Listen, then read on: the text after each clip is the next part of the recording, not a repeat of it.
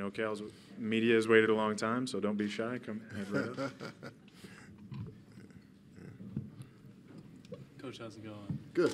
Hey, just curious about kind of the openings, the way you open the season.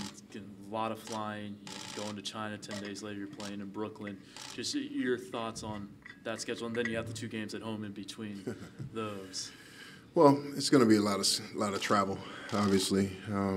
The good thing about the China trip is that we're there for 6 days before we actually have to play. So we have enough time to get acclimated to the time, to the different circumstances, the hotel, the whole deal. So, but you know, it's a business trip. You know, we're there first and foremost to win the game, and you know, we're really looking forward to it. It's going to be a great experience for our guys, culturally enriching experience for our guys and our staff. But like I said, it's a business trip. We have to go get the win, and then we come back home and we play right away. We land, I think, on the 11th, and we play on the 13th. And so we're going to have to, you know, get acclimated and get to work and get prepared for those games. And then 2 days later, 4 days later, we're headed to Brooklyn. So it's going to be a lot of travel, but you know, we'll be ready. How much of a concern is that for you, the traveling? You know, a little bit of a concern, but you know, we you know. The guys have to play a 40-minute game. They should be ready to go. And what else are you guys going to be doing in China while you're over there? We're going to be Disney in Shanghai. It's one of the stops. We're going to be visiting Alibaba campus while we're there. They have a couple things for that were a couple stops for us while we're there. What are some ways that Cal fans can expect the team to look different this year? Mm-hmm. We're going to be a lot smaller this year, a lot more guard-oriented this year. Having Paris Austin at the point this year is going to, I think that automatically makes us better. You know, he's been playing that position his whole life. He's a natural leader. He's from Oakland, so he has a lot of pride in wearing that Cal jersey. And, you know, I'm just really looking forward to him quarterbacking our team this year. Along with that, you can expect us to shoot the ball a lot better than we did last year. I feel like we've upgraded our talent 1 through 10, and we won't have Marcus and King big bodies, but you know, I feel good about us being able to stretch the defense with guys that can really shoot the ball. Our big guys, Connor Vanover, Andre Kelly, Grant Anticevic, they all shoot the ball, and so that's a different look than what we saw last year. Coach, you continue to have Justice play the 4, play a little bit of small ball out there? 100%. You know, Justice will play some 4. He'll play some his natural position at 3 as well. From an offensive standpoint, you know, he gives us a clear-cut advantage at the 4. He stretches the defense. He opens up the floor. And, you know, he goes down there. He battles. He rebounds. You know, but he'll also play some minutes at the 3 as well. So definitely we'll use him at the 3 and the 4 this year. You mentioned Paris is kind of like your quarterback out there. Are you comfortable with other guys handling the ball like Justice, like Darius? 100%. Juwan Harris-Dyson, Darius was our point guard last year. He's still out there. You know, he moves to his natural position at the 2 where he can really focus on shooting the ball and scoring. But if we need him to back up at the point, he can do that. He's done that. He's got a year of that under his belt. And just even our big guys handle the ball, you know. So I'm looking forward to the versatility that we'll be able to have out there on the floor. You have 4 quality freshmen coming in, and you're also integrating. I guess Purse has been there for a year, but talk about how the new pieces are fit and how everyone's kind of meshing, integrating early on with the first few practices. I think the thing that I'm most happy about is the cohesiveness amongst our team, how close these guys are, how much time they spend together on and off the court, how much they trust each other. In practice, I'm always, you know, applauding them for sharing the ball. You know, it's not a lot of one-on-one. It's a lot of making the extra pass, getting open looks. More versatile group overall. So I'm excited about them being close. I'm excited about them caring about each other. I'm excited about them being able to play team basketball from the on the offensive end as well as the defensive end, trusting each other. Can you give us a little snapshot of which each of the new guys are bringing to the program this year? The 4 freshmen, you know, Matt Bradley's big, strong, rugged doesn't even look like a basketball player. You know, he's just a big, strong, doesn't look like a freshman. Strong body, physical, but he's very skilled. He shoots the ball from three at a high rate, as well as pull-ups in the lane. That's probably his go-to, is his pull-up, one dribble pull-up in the lane. You know, so he brings scoring to the mix. Jacoby Gordon is very versatile. I can play him at the four. He rebounds the ball very well. He has a high basketball IQ, probably the highest of all the freshmen at this point, especially on the defensive end. He knows where he's supposed to be. But he shoots the ball. He can get to the rim. Really good offensive rebounder.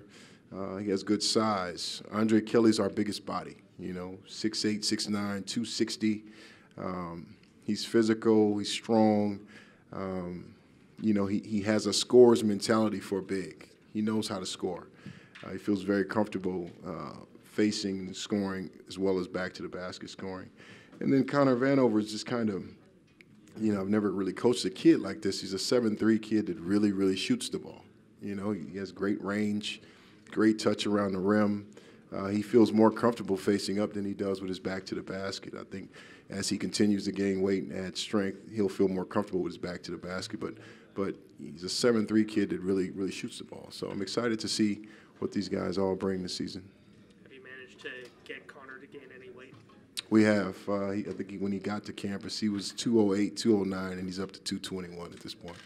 So he's gained, you know, 10 pounds. And it's something that we stress, and he knows that it's something that's important. And more than anything, it's important on the defensive end, more so than it is on the offensive end. Coach, I'm curious how influential Paris has been. I mean, this is a guy that had to sit out last year. Mm-hmm. It's a long season. You have to sit out and stay on the bench, but it seems like he's just time and time again, he was always one on his feet, cheering on his teammates. How influential can that be for your team? Well, you know, this is, for him, this is a dream come true situation for him, you know, to be wearing that uniform after being at Boise for 2 years and having to sit last year and continue to be a positive influence on his teammates, and now finally get a chance to get out there and show what he's made of. I'm excited for that. He's very excited for that. His teammates are excited for that. So he's our natural leader. He's very vocal, whether it's good or bad, towards his teammates. He's not afraid to call guys out, and that's what you want from a point guard. And you know, we'll see what happens, but I'm excited to have him out there.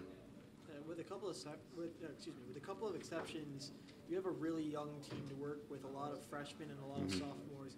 So how do you expect those younger guys to step up and become leaders and help you win games down the stretch? Well, the sophomores have had a year of playing Pac-12 basketball. They've had a season underneath their belt. So, you know, it's just a situation where, yeah, we're still young. We don't have any seniors. You know, in year 3, I have my whole team back, including my recruiting class for 2019. And so, but the sophomores, they're the older guys. So they've been through the fire.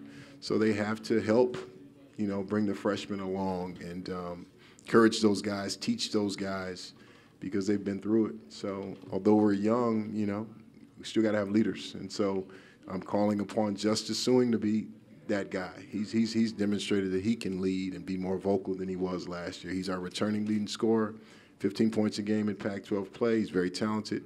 And so he's been doing a better job leading. Paris is a natural leader, so he's been doing a great job as well. So, Coach, what aspect of basketball do you like to control the most? Is it turnover margin? Is it the pace of the game? What is it for you, at least? For me, it's trying to make sure that we get the hot hand in the ball. You know, just running plays. Once you get into the middle of the first half, you kind of have a sense of who's feeling it that particular night. And, you know, we have much better scores, 1 through 10 this year. And so just trying to make sure that we feed the hot hand. And that's Paris's job. You know, that's a good point guard recognizes that and does a great job of that. And so as a coach, you want to run the plays to get that guy touches and feed off of that. But also having a point guard out there that can recognize that is also very helpful. What kind of impact has David Grace made on your staff and your team? David Grace has been great. Just adding David to our staff. He's just a really good dude. At the end of the day, he's a great person. From a recruiting standpoint, he's hit the ground running, and we've had some really good inroads with him from a recruiting standpoint, and from a basketball standpoint, he brings a lot as well. And so, I'm just very comfortable with him. I think we're all as a staff, we're all on the same page. Adding Marty Wilson to the staff, head coach for the last 7 years at Pepperdine. Marty's been great.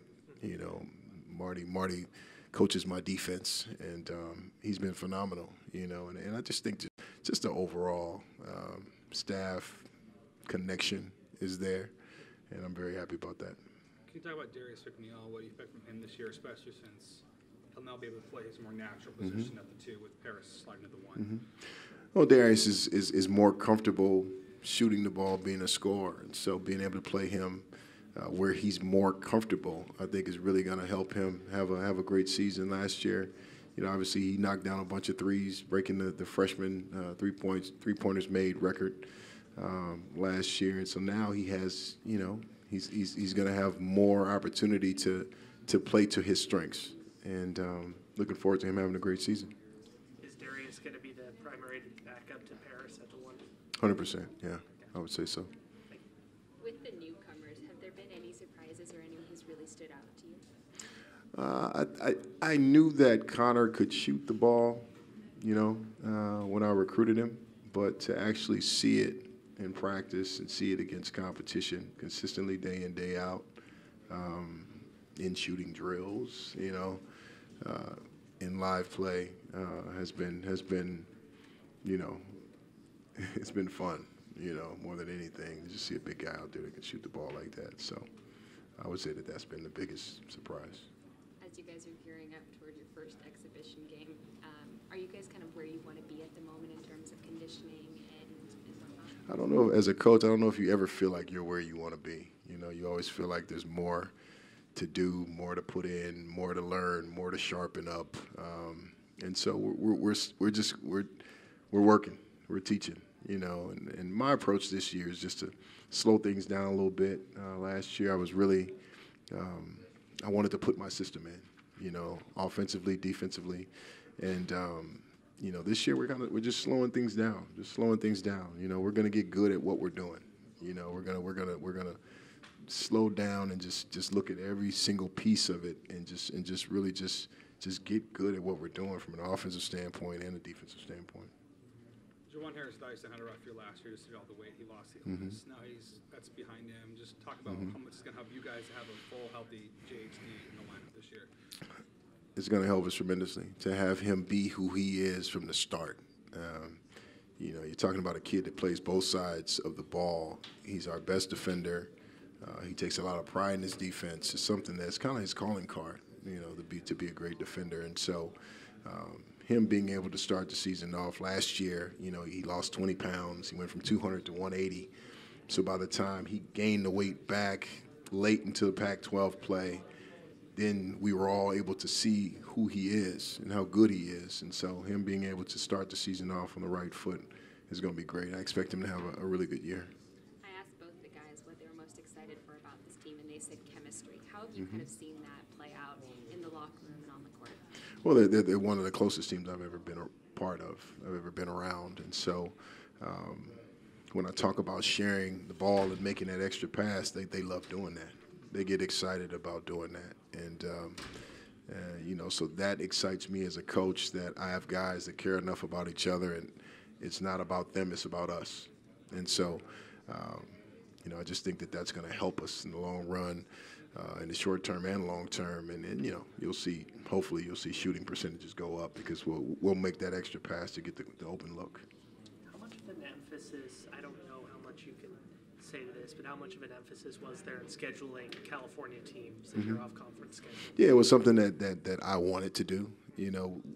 Us coaches, we see each other throughout the recruiting periods. We sit next to each other in the gym all day long. And so, in my mind, it's just like, hey, let's play the local guys. Why not? It's a great game for the fans on both sides. You don't have to necessarily get on a plane, and so why not play the local guys and get some competition and create some buzz around the Bay Area. And so we decided to do that. You know, we go and play in China. We're going to get more than enough travel early, you know, going to China, going to Brooklyn. And so to me, it just made sense to come back and play locally. You talked about Andre Kelly being up to 260 now. How is he may not be like the tallest guy in the world, but how does he provide that kind of size in the post that can? You said be up to 260. He's down to 260. He was 269 when he got to campus.